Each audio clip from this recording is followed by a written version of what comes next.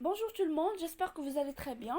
J'ai choisi de vous parler dans mon poster de la qualité microbiologique des produits de la pêche au Maroc, cas de Sardina pilcardis et Scomber scombrus.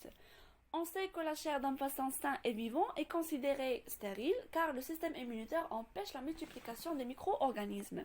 Mais lors de la capture des poissons, le système immunitaire s'arrête et donc les bactéries peuvent se multiplier.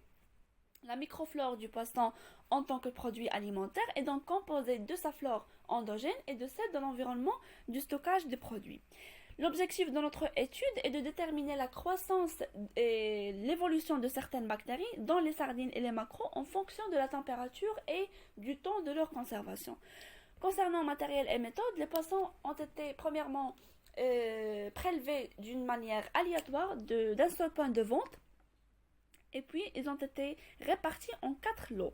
Le premier lot, c'est les poissons frais qui vont être analysés au moment de leur arrivée au laboratoire. Le deuxième lot, c'est les poissons analysés après conservation au réfrigérateur pendant 24 heures et puis après conservation pendant 48 heures. Et le dernier lot, c'est les poissons conservés ou bien analysés après conservation aux températures ambiantes pendant 24 heures.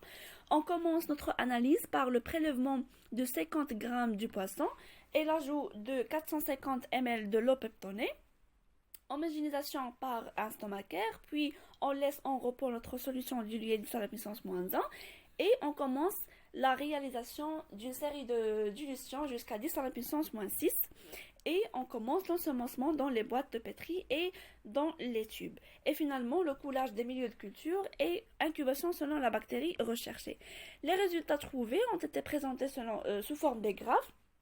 Donc l'analyse des échantillons frais a montré une faible présence des bactéries mésophiles et des coliformes totaux, alors que les coliformes fécaux, les anaérobies phytoréductrices, les salmonelles, Escherichia coli et Staphylococcus aureus ont été absentes.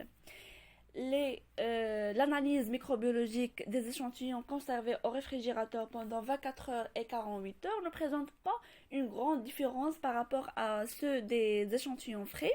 Les mésophiles et les coliformes totaux ont été présentes en quantité considérable, mais les autres souches ont été encore absentes. Alors que l'analyse des échantillons, bien des poissons conservés à température ambiante pendant 24 heures, a montré une contamination bactérienne très importante.